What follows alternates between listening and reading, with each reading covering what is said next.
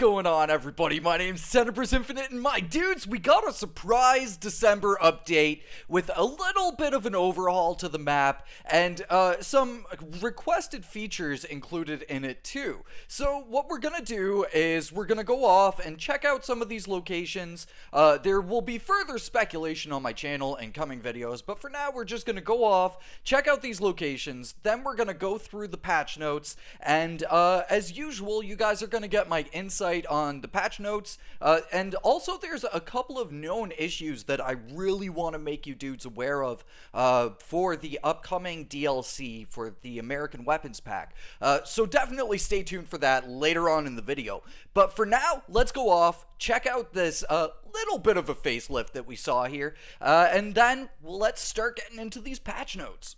So we're just stopping off at Boobrook real quick because it seems like there's a little bit that's happened over here. We got a new camper, a destroyed tractor over there, a little bit of a makeshift barricade, and some dead resistance fighters and stuff. Cool, man, cool. Alright, now let's make our way over to that kind of tent site. And there's something over there too. So we'll check out the campsite first, and then we'll go over to that little encampment there. Now this is really awesome. It's like new tents for us. That's really, really cool, dude. I dig it. I dig it. Little bits of food and stuff stored in here. Awesome. Cool. And I really like the new tent design too. That's pretty awesome. You can find the campsite just right here in the farmlands, just on the way to Boo.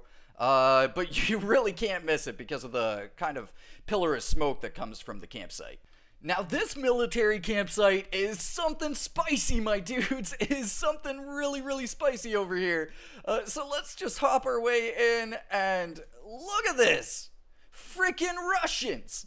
My dudes, inside of this tent is like pure communism vibes. But it's pretty awesome, dudes. We're finally seeing some intervention from some kind of foreign intervention here over in Sweden, based around this entire freaking machine onslaught thing. We've got some new dead bodies here too of dead Russian soldiers. See what their loot is. Their loot's pretty typical. It's your typical soldier loot. But seeing a new body pop up is freaking awesome, man. They've got a little watchtower here too. Oh, and also a better way of getting up to it, maybe? Dude. Nice. And dude, this guy died like a true comrade with an AK in his hands. And you can find this little Russian encampment just a little bit up the road from Boobrook over here. Dude, and it looks like Margretland got a little bit of love here. Let's check this out. There's a little bit of parkour. I love this stuff. I love how the devs are adding like verticality into the map. Dude, and there's a PVG up here, and what is this? Coffee? I think that's coffee. But there's a PVG up here, so if any of you dudes are looking for a PVG, come on over to Margretland, which is just right here on the map, just a little bit due west from over at Boobrook here. But yeah, we got more dead Russian soldiers here. Anything going on inside the house? Let's see. Dude, there's things going on inside the house. Dude, a new ammo box? And new vases and pottery and stuff? What? Dude, sick. Okay. And it seems like, again, they have kind of typical drops, but having the visual variety of these new ammo boxes is really, really awesome, my dudes. And then in here, we've got just kind of like a makeshift bedroom on the low floor here. And over here, everything seems to be kind of blocked off. Advanced medkits, nice. Good to see that in a house. And so much toilet paper. Dude, what? My dudes, we found out where all the COVID toilet paper went to. It clearly went to Russia. Now, there's one last location that I'd like to check out before we go off and go through the patch notes and stuff. And I'm gonna be really scouring this kind of section of the farmlands here to see if there's enough added locations for me to make a whole video on new locations. But even if there isn't, I think that the small update here, the small facelift, is really, really great to see. And the fact that this is like a surprise update is just freaking rad, my dudes. It's just so sick. All right, so let's check out Boo here. Dude, there's a watchtower. Just like off at the Liusek commune. Dude. Oh, and it's Russian. Oh, dude. You know what? Okay, my dudes, I'm just gonna say this now. It was ages ago. It was back in the first year of Generation Zero that I was like, the Russians are the bad guys, and nobody believed me. But what is going on here? My dudes, I think that my call on the Russians being the bad guys might have actually been pretty credible. If any of you dudes are feeling me on that, put hashtag Von Ulmer did nothing wrong in the comments down below. Please. I want to see if any of you dudes are agreeing with me. This little thing's kind of neat, though.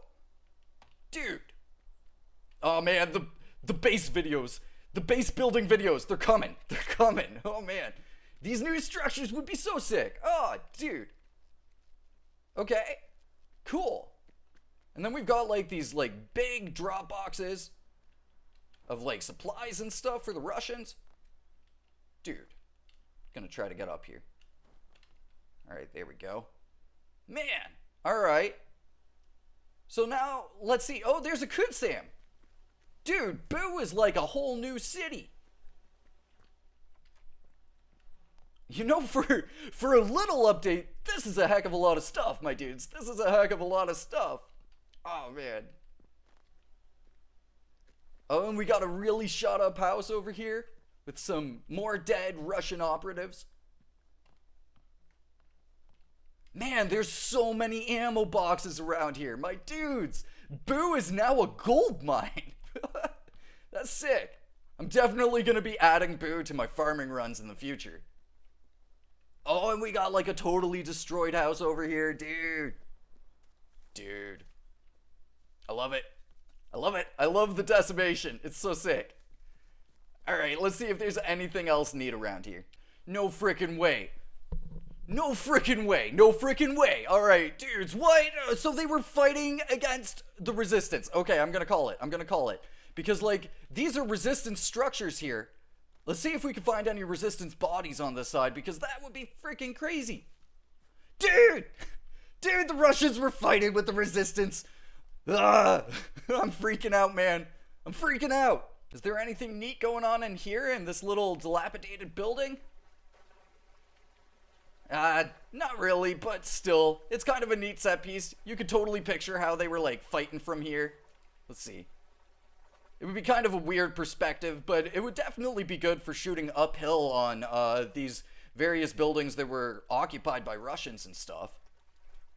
Now, this all brings a really heavy question. Are we going to see human enemies in the form of fighting Russians? Because that would be really, really crazy, dudes. That would be insane. Dude, the hype is unreal. So let's see if there's anything interesting here at Klokkerstugan. It doesn't really seem like it. Seems like Klokkerstugan's still relatively the same. Alright, well, I'm pretty happy with my exploration at this point. I'm gonna be doing more exploration in the future, just to see if there's anything else worth mentioning, anything else around the map here or anything like that. So yeah, for now, let's see what the heck is going on with the patch notes, my dudes. Alright, my dudes, so now to unwind after some of that really crazy stuff that we found in the map so far, let's start reading through these patch notes, and as I said at the beginning of the video, there's a little bit of a PSA that I'd like to make at the end of these patch notes, so definitely stick through the patch notes or skip to the end. I will have the time link for the PSA linked in the comments down below. Now, the patch notes read as follows. The final update before the end of the year is here. In this patch, we're bringing along some general fixes and improvements to the game to keep things in good shape before we roll into 2021. This update also prepares the game to enable the new US Weapon Pack DLC that's coming soon, TM, so be on the lookout. From all of us on the Generation Zero team to you, happy holidays. And from me as a personal thing to the Generation Zero team, happy holidays to you dudes as well. Take your holidays and enjoy them to the absolute fullest. Now, first off, for additions and improvements, here are some things that we wanted to give a little extra attention to, and that we believe makes your experience just a little bit better. So for community feedback, they added the option to turn off the heartbeat sound effect when sprinting, which is really nice. That heartbeat sound effect used to be really bad, but I've actually found it pretty tolerable nowadays. But if any of you dudes have like no patience for it, you can now fully turn it off in the settings. Several locations are added or revamped, which we've already previously looked at, with custom narratives. And so some of that is the stuff that I was talking about the Russians fighting the resistance members. It's really, really awesome and really, really spicy for what's going to be coming in 2021, my dudes. They added directional signs in all the major bunkers, which is really nice for those of you that have had a hard time personally mapping out the bunkers, or if you're a new player and just experiencing the bunkers in the first place. Weapon damage against environment objects has been tweaked to better match damage to machines, and actually I've found that with shooting vehicles and stuff like that, they're a little bit more beefy, which is kind of nice. Inventory weapon stats tweaked in the inventory UI. I didn't really notice too much of a change in that, but still it's good to better align to the gameplay feel. And I'm going to look into that a little bit more closely, and if there's something to talk about, you dudes will see a video from me on that. Melee weapons now have a charge indicator, which is pretty sweet. Inventory items are now sorted by quality level, which I personally find is good for the weapons, but not so good for the rest of the inventory. So hopefully we can see more sorting things and specific sorting options come to the game in the future. The name of a collectible is now displayed in the HUD when picking it up, which is also nice. And rival nameplates are now displayed for dead rivals when aiming at them, which is also great because sometimes when you take down like specifically hunters and there's a pack and swath of tons of dead hunters, it can be hard to figure out which one of those hunters was the rival you killed in the first place. So another great, nice little quality of life fix. Now let's get into the bug fixes, and it's not a super massive list, but it's still a pretty big list. So we're going to go through this pretty quickly here, just so that we could get to that PSA at the end, because I feel like that's really important for me to make towards the players here. So for bug fixes, they fixed an issue where weapons would still appear while other players were performing emotes, which is a bummer, but oh well, what can you do? They fixed an issue where no animations were playing for other players when you were using the crafting station, which is cool. I didn't actually even know that other players had animations for the crafting station, so seeing those is just a little bit more immersive when you're playing multiplayer. They fixed an issue where the melee attack animation would be looping after you were ragdolled by an exploding car. They fixed an issue where no animation played when going from prone to running if you were holding a piece of equipment. They fixed an issue where the out-of-breath sounds persisted after being downed from falling damage.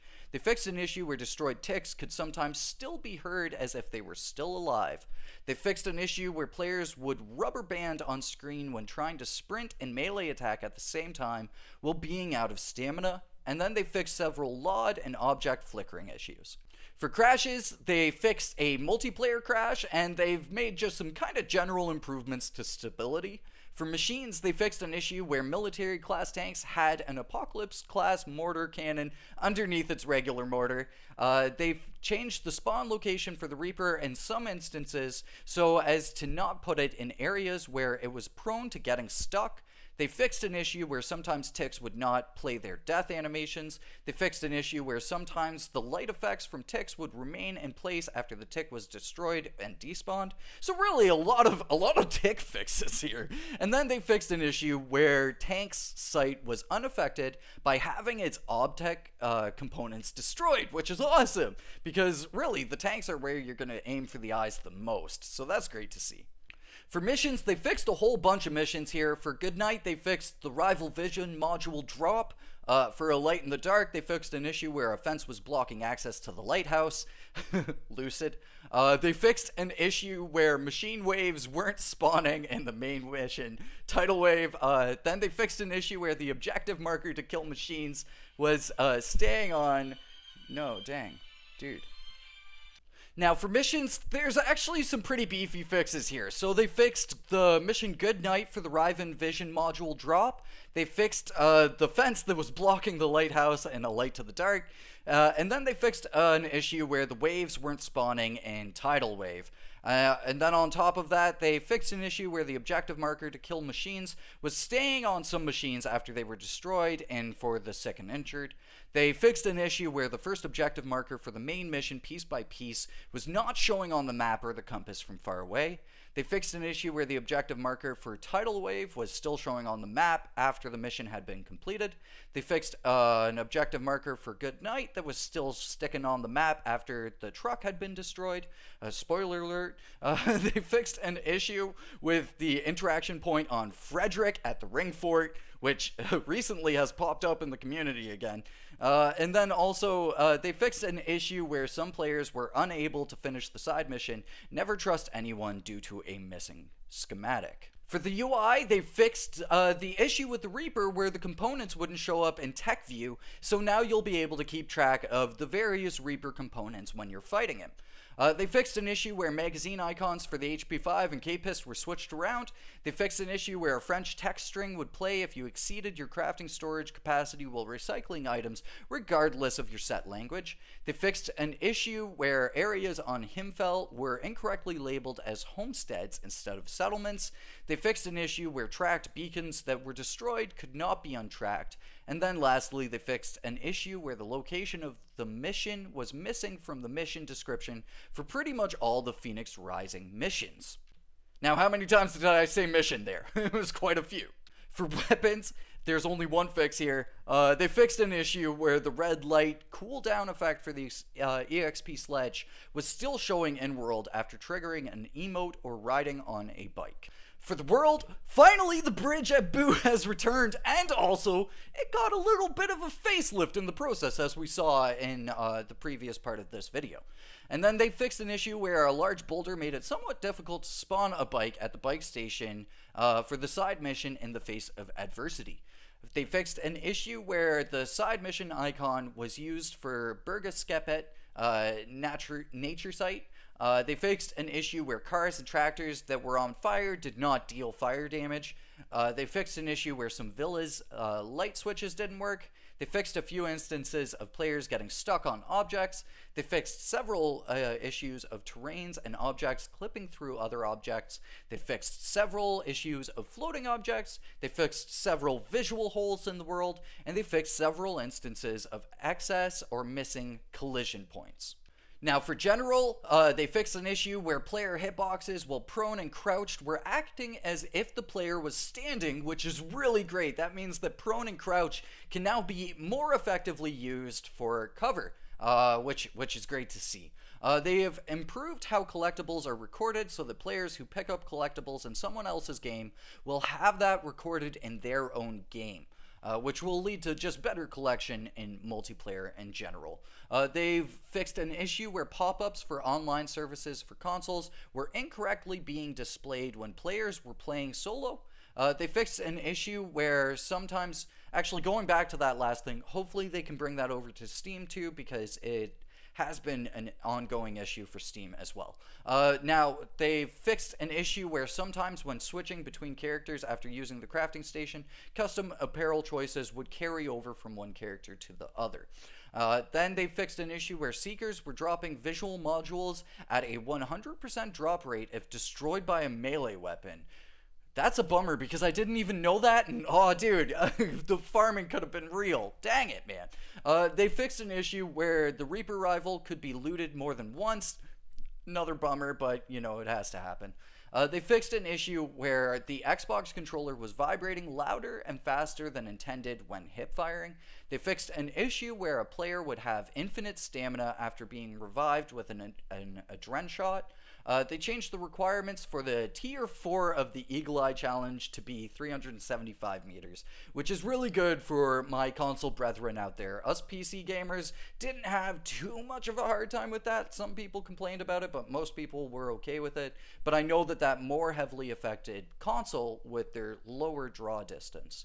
And then lastly, they clarified which doors can be lockpicked versus doors that need a key.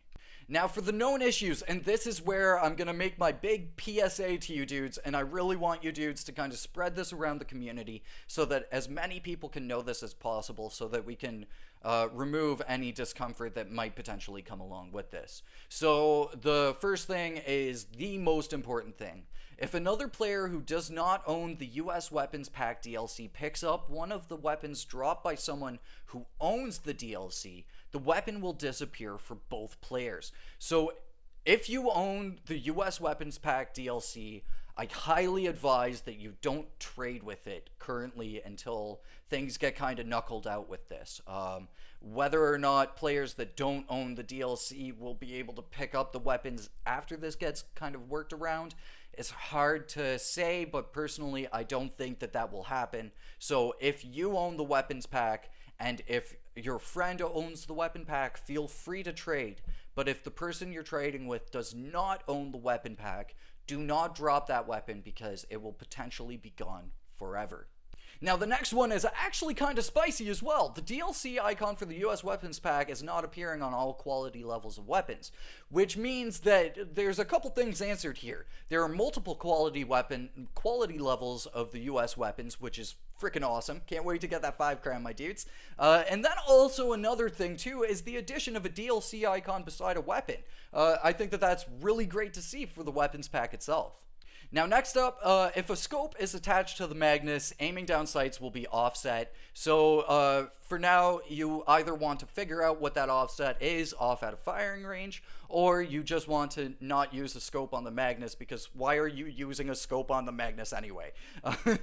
Next up, the interaction prompt is somewhat offset for the vehicle station near the side mission in the face of adversity. Yeah, you just gotta kind of deal with that. It's not too bad.